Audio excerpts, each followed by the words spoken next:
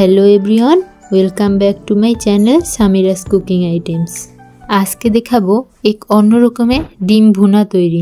प्रथमे 6टी डिम भेंगे नेওয়া হয়েছে। আপনারা চাইলে এর থেকেও কম ডিম নিতে পারেন।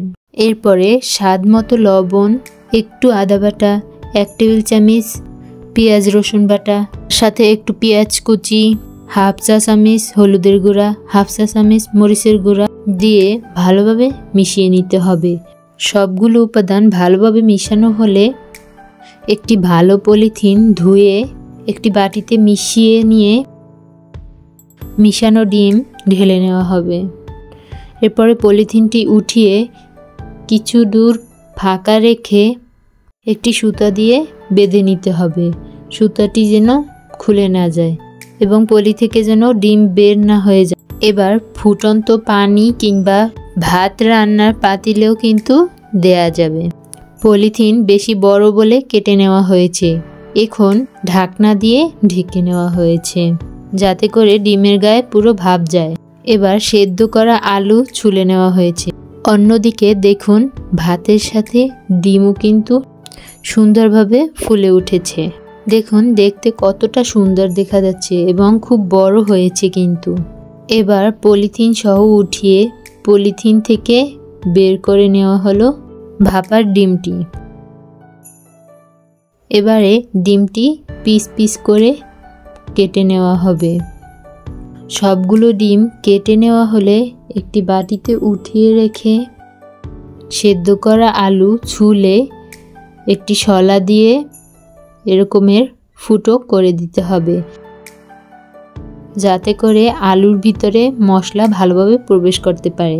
এবারে আলুতে হালকা লবণ মিশিয়ে আলুগুলো তেলে লাল লাল করে ভেজে নিতে হবে। এবারে ডিম রান্না করা হবে। কড়াইয়ে হালকা তেল দিয়ে কিছু পেঁয়াজ কুচি, সাথে 2 টেবিল চামচ রসুন বাটা, 2 টেবিল চামচ আদা বাটা, হাফ চা চামচ হলুদের গুঁড়া, 1 টেবিল চামচ মরিচের গুঁড়া, 1.5 টেবিল চামচ নারিকেল। এখানে নারিকেল বেশিও ইউজ করা যাবে অথবা শুধু নারিকেলের দুধও ইউজ করা যাবে। এবারে একটু লবণ ও একটু পানি দিয়ে নাড়িয়ে দেওয়া হয়েছে। যেহেতু ডিমে এবং আলুতে লবণ দেওয়া আছে সেহেতু শেষে অল্প লবণ দিলেই চলে।